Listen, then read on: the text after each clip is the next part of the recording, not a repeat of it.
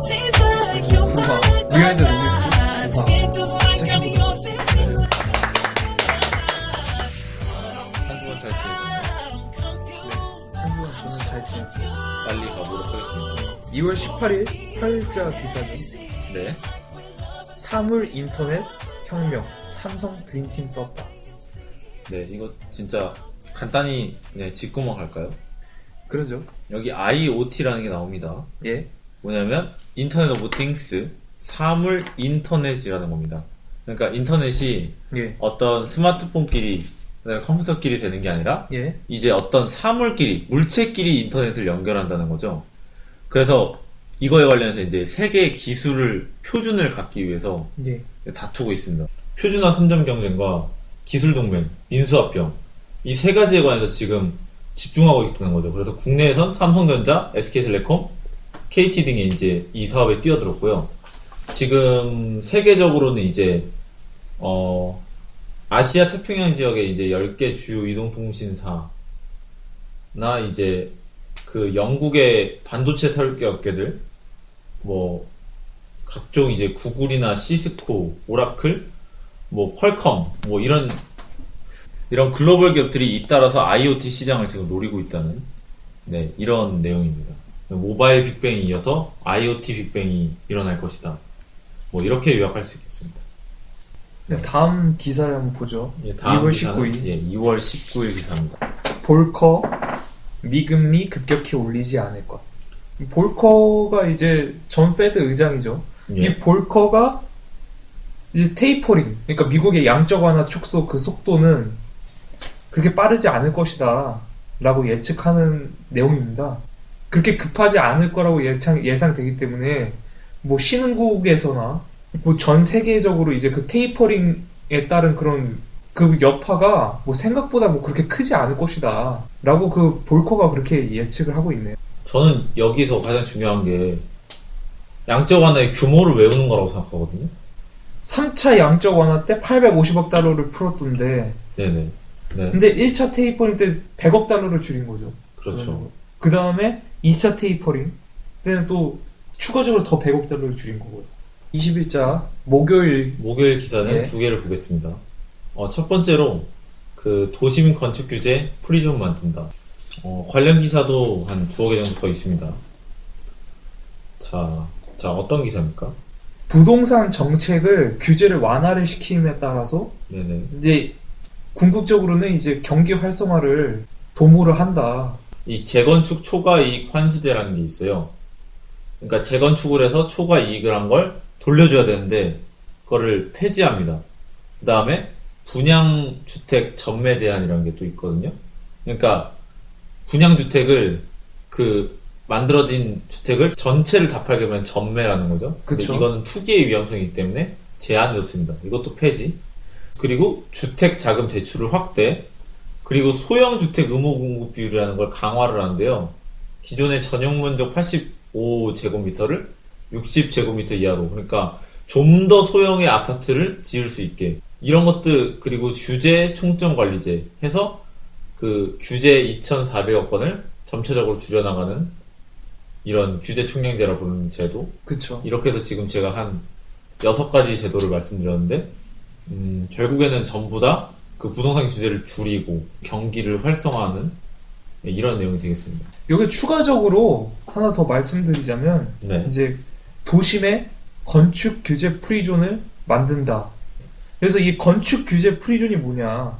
그러니까 어떤 그 도심지를 중심으로 해서 어떤 건물 하나 지을 때 그에 따른 규제를 최소화한다는 거예요. 그러면 이제 거기에 그 부지에는 뭐 많은 건물을 세우려는 그 유인들이 많아지겠고, 네. 거기에 따라서 이제 부동산에 관련된 그 투자들이 많아지겠죠. 세계 여러 나라에서도 이런 건축 규제 프리존에 대한 그 성공 사례가 몇 개 있습니다. 대표적으로 이제 싱가포르의 마리나 베이 네. 같은 곳도 이제 이런 건축 규제 프리존으로 인해서 부흥을 하게 된 케이스고. 네, 화이트 존이라고 부릅니다. 그쵸. 그다음에 뭐 일본 도쿄의 뭐 롯본기 힐스. 네, 도시재생 특별지구라고 하고요. 그쵸. 그래서 오테마치 등이 있고요. 네. 그래서 우리나라도 이런 전 그 세계 국가의 이런 성공 사례들을 보고 이제 벤치마킹 하는 거라고 볼 수가 있겠죠. 2월 20일 두 번째 기사입니다. 네, 이 두 번, 일단 1면은 졸릭 미 테이퍼링으로 신흥국 생존 엇갈릴 것. 그쵸. 자, 그럼 이게 이 졸릭이라는 분이 무슨 말을 하고 있는 거예요? 졸릭이란 사람은 지금 전 세계은행 총재였죠. 이게 그동안에 이제 경제 펀더멘털이라고 그러죠. 그 기초 체력. 네네. 이 이제 튼튼한 그런 국가들은 네. 사실 지금 이 미국 테이퍼링의 그 정책에 좌지우지 되지 않는다라는 거죠. 나라별로 이제 설명을 할 수가 있어요. 이 기사를 하나하나 보는 거는 좀 너무 많은 것 같고, 그쵸. 일단 먼저 한국입니다, 한국. 그러니까 지금 사실 한국 같은 경우에는 이제 98년도 IMF 네네. 경제적인 시련을 겪으면서 이제 많은 지식을 습득을 했죠. 경험치가 쌓였죠. 경험치가 쌓여서 네, 이제 그렇습니다. 경제 펀더멘털이 굳건해지는 그런 계기가 되었고, 실제로 지금 웬만큼 굳건해졌다고 많은 그 선진국들이 판단하고 있고요. 따라서 테이퍼링에 이제 영향을. 그렇게 영향을 받지 네. 않을 거라고 보고 있죠. 그렇죠. 다음으로 이제 중국이 있는데, 중국은 이제 지금 한 몇 퍼센트씩 성장을 하고 있나요? 지금 한 7, 8% 성장을 하고 있습니다. 예. 그래서 지금 시각이 갈리고 있는데, 뭐, 20년 동안 이 성장률이 유지가 될 것이다. 예를 들면 뭐 8%가. 그렇죠. 연착륙이라고 이런 해야겠죠. 시각이 있는데요. 네네.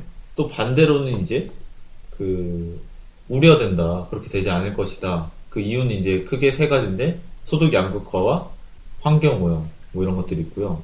이 부채라는 게 중국의 부채는 경우는 또 재반박에 들어가는 게, 이 중국의 부채는 7, 80%가 사회 인프라, 간접 자본, 그쵸. 항만이나 어떤 철도 같은 것에 도로에 쓰였기 때문에 그 허투루 쓴 돈이 아니고 자산이다. 괜찮다. 뭐 이런 시각이 있고요. 세계가 이제 중국의 촉각을 곤두세우고 있습니다. 중국이 8% 유지할지 안 할지에 따라서 글로벌 경제가 많이 달라지기 때문에. 그렇죠. G2 국가 중에 네. 한 국가로. 세 번째로 일본은 어땠습니까? 우리 아베노미스 전문가 민영 씨. 지금 이 아베노믹스 네. 아직도 유효하다고 보는 시각들이 많죠.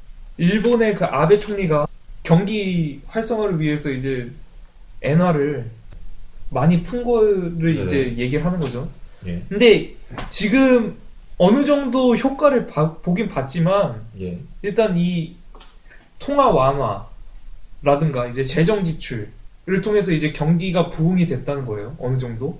그거는 이제 어느 정도 효과를 봤지만 사실상 지금 이 시점부터는 이 두 개 가지고는 사실상 경기 부흥을 유지하기에는 좀 역부족이라는 시각들이 많이 보이고 있습니다. 맞습니다. 그래서 나머지 하나가 무엇이냐? 결국엔 구조개혁의 이 세 번째 화살을 구조개혁이라는 거를 이제 꺼내댈 때가 왔다라고 보는데, 사실 일본 측에서 생각해야 될 문제입니다. 그거는 구조개혁이 어떤 식으로 돼야 이제 이 아베노믹스를 통한 그 경제 부흥이 계속 유지가 될 수 있겠느냐라는 거는 이제 일본의 그 경제 전문가들이 사실상 고려해야 될 문제라고 볼 수 있겠죠. 아무튼 그래서 다음으로 이제 나라는 간단하게 제가 언급하면 미국이랑 신흥국인데, 네. 미국은 이제 테이퍼링을 하면서 그 자산 매입 규모를 축소하고 있고, 그다음에 이제 신흥국은 그로 인해서 이제 막 펀더멘털이 약한 데는 뭐 이렇게 혼란스러운 그 상황이 이렇게 일어나고 있습니다. 그러니까 이거는 한마디로 그 예. 경기 회복을 하는데도 네. 국제적인 그 공조가 어느 정도 필요하다는 거겠죠. 맞습니다. 그거는 이제 나중에 또 나오겠지만, 그러니까 저희가 지금까지 이 브랜드 노믹스 하면서 테이퍼링 얘기를 많이 했잖아요. 그렇죠.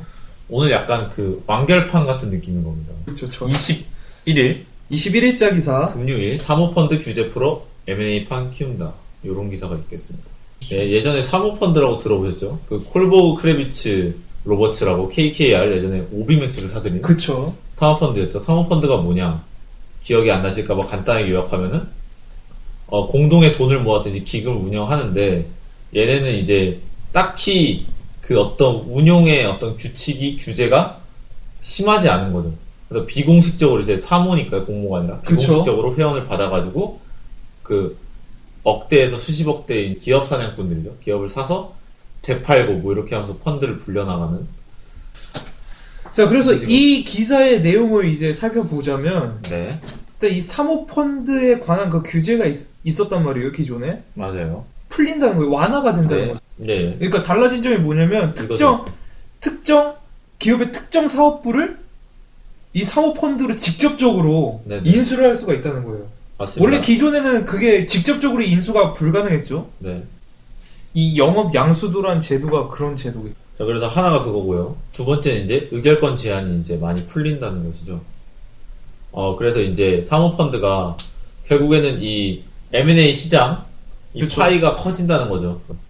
네. 예를 들면 어떤 기업이 굉장히 매력적인데 몇몇 개 사업부만 매력적이고 뭐 다른 사업부는 별로 쓸모가 없어서 고민을 하고 있었어도 예. 이제는 사모펀드가 이제 거리낌 없이 해당하는 사업부만 쏙쏙 골라서 살 수도 있고 뭐 이런 점들이 있겠네요. 부작용으로는 이제 금감원의 이제 여러 가지 어떤 그 계약이라든지 출자라든지 뭐 그런 거와 관련해서 그 보고 의무가 많이 사라졌고, 그 다음 뭐 출자금을 어떤 쓰는 비율에 대해서 뭐 일부는 영업 양도에 쓰고 일부는 대출에 쓰고 이런 것들을 이제 파악할 방도가 없어진다는 그런 단점이 있는 것 같습니다. 그러니까 이 규제를 풀게 되면 확실히 이런 펀드에 관한 그 투명성은 네. 확실히 뭔가 떨어지게 되겠네요. 그러니까 보니까 지금 긴급 처방을 한 겁니다. 지금 기업 구조조정 매물이 쏟아지고 있어요. 우리나라에서. 지금 경기가 안 좋아지면서. 네. 이제 사모펀드를 앞세워서 이런 것들을 이제 일단 어떻게든 그 불을 꺼보고자 하는 거죠, 지금. 이 기업이 계속 안 팔리고 떠돌아다니면은 경기에 타격이기 때문에. 그렇죠. 엄청난 시장이죠. 13조 시장입니다, 저게. 자, 그래서 다음은 22일. 2월 22일자 기사죠. 예, 2월 22일자 연소득 7천만 원까지 월세 소득 공제 확대 검토. 토요일 기사인데 가계부채 대책에서, 그러니까 일면 기사는 원래 가계부채 대책인데 좀 더 잘 나와 있는 8면 기사인 이 기사를 보고 말씀드리겠습니다. 지금 가계부채가 1,000조 원이 넘었어요, 우리나라가. 그쵸. 근데 우리나라 GDP, 연간 GDP가 1,000조 1,300조 정도 됩니다. 그쵸. 그 빚이 뭐가 있겠습니까? 뭐 쇼핑몰 많이 해서, 자동차를 사서, 보통 집입니다, 집. 그러니까 집 때문에 이 그쵸. 가계부채라는 1,000조 원이 대부분의 비율을 이제 집 대출이에요. 전세 대출. 그쵸. 뭐 아니면 집을 아예 사서 집을 사서. 대출 같은 거. 그쵸. 그래서 이거를 이제 정부에서 이거를 해결하는 고민이에요. 왜냐하면 이 대출 때문에 그 소비가 진작에 안 되는 겁니다. 이 경기를 살리려면 사람들이 소비를 해줘야 되는데 이거 빚 갚느라 지금 소비가 안 되고 있는 거죠.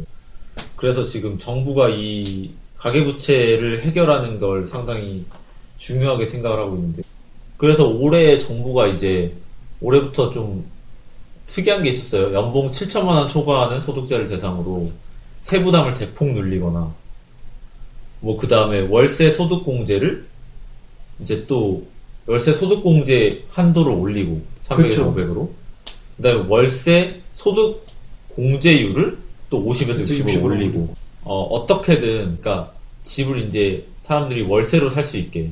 왜냐면 이제 전세나 이런 걸로 하면은 가계부채가 점점 늘어난단 말이죠, 전세 대출을 하고. 근데 정부는 이게 좋지 않은 거예요, 정부로서는. 그래서 지금 부동산 경기가 다 연결이 되는 거거든요. 그쵸.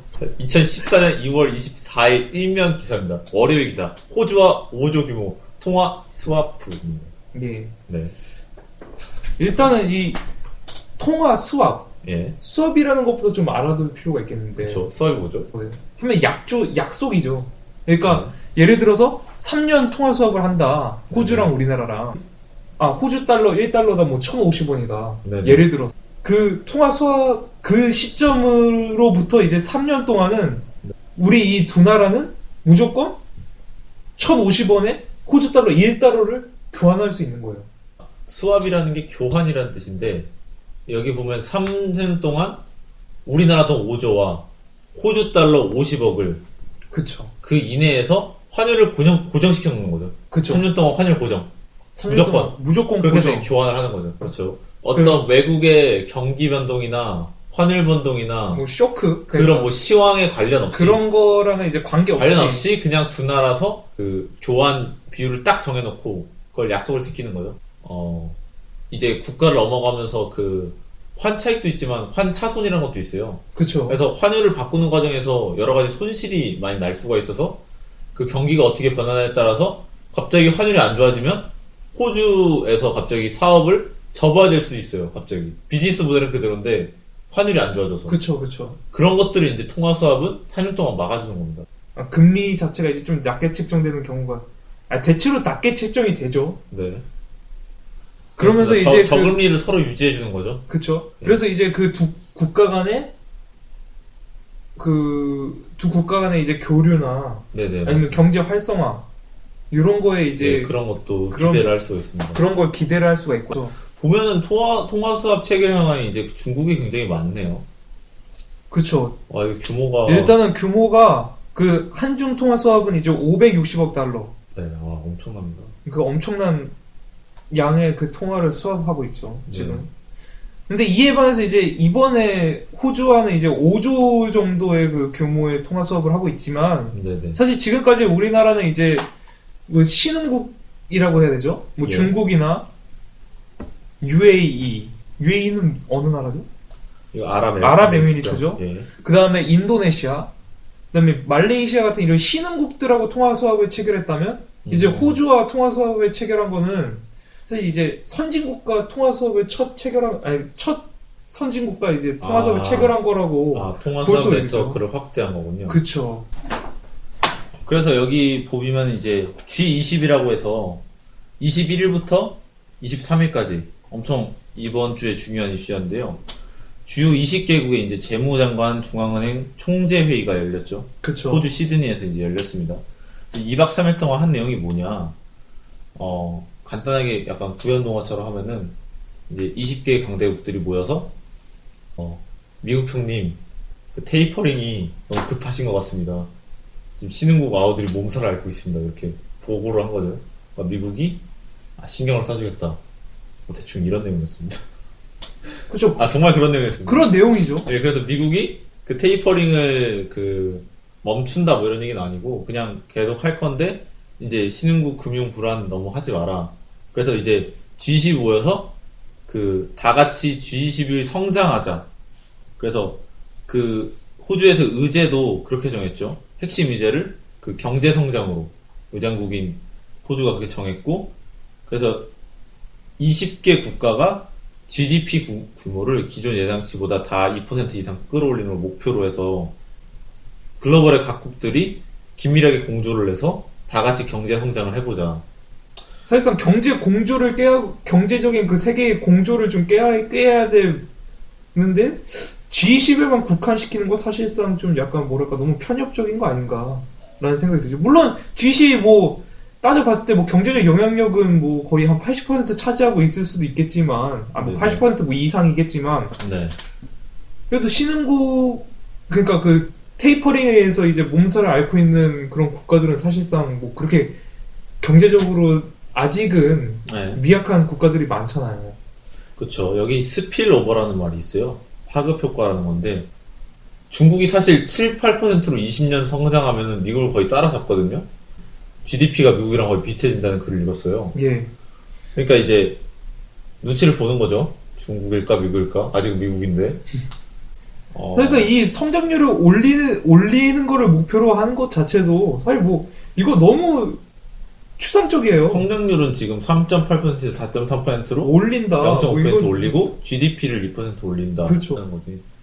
G20 간의 그 자리를 만들어서 네네. 우리가 G20이라는 그런 소속감을 다지는 자리에 제가 봤을 때 그렇죠. 불과했다. 같이 힘을 합쳐서 이제 나아가 보자. 그런 기사인 것 같습니다. 네. 그럼 앞으로 이런 실질적인 목표를 이제 실질적으로 달성하려면 사실상 이제 G20들이 좀 더 자주 만나고, 네. 그다음에 이제 정책의 그 목표에 따른 그 정책을 좀 더 깊게 논의를 해보는 자리들이 많이 만들어져야겠죠. 그렇습니다. 자, 이만 여기서 비하인드 노믹스 네. 마치도록 하겠습니다. 다음 주에 다음 주에 이제 뵙죠. 10화라는 놀라운 횟수로 찾아뵙도록 하겠습니다. 감사합니다.